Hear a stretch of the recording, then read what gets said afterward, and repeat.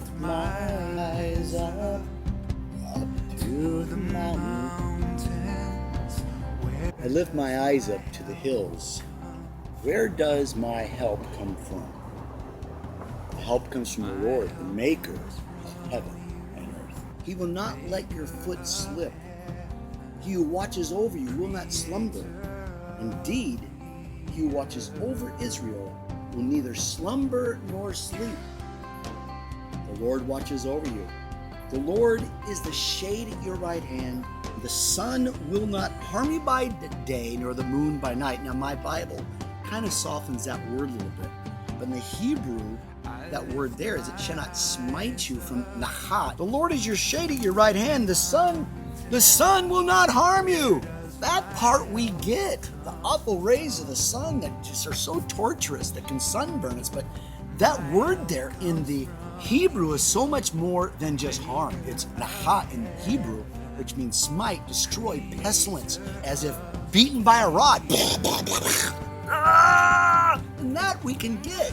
Nor the moon by night? What does it all mean? So this is a very odd comparison between the sun and the moon. I mean, we're not going to get sunburnt by the moon at night, are we? Does it mean that we're shaded from the harmful effects of what the moon does to people?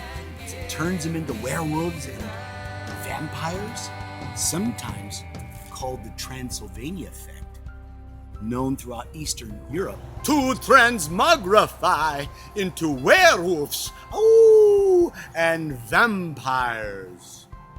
I'm not sure that's what the psalmist was thinking. Many for generations have had a belief, even going way back into ancient times, that the moon had some type of unwanted effect on the behavior of people that corresponded with the lunar cycle, the cycle of the moon, where we get our word lunacy from.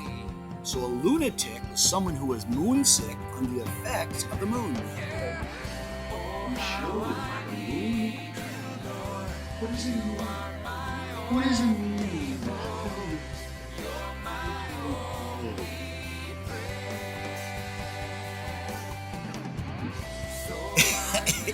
It's probably more than just the effects of Starbucks.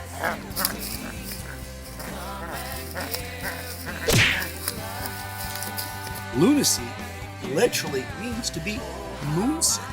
Shakespeare writes in Othello, it is the very air of the moon that she comes more closely to earth than men want, to drive them mad. Oh!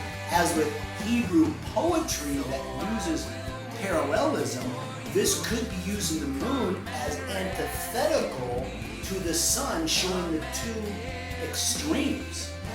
There is a great possibility that this is not suggesting that God is going to keep you from getting sunburned. It might be more than that. But the answer is found for us in verse 5 and verse 7, that the Lord watches over you.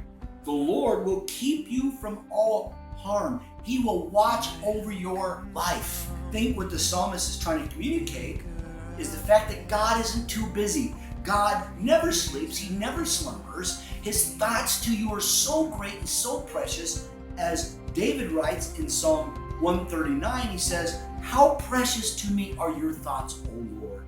How vast is the sum of them.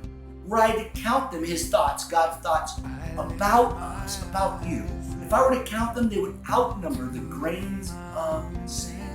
So God is about this. He's active. He's busy. There's nothing that can separate you from the love of God. The one thing that we're protected from, the floodwaters of judgment.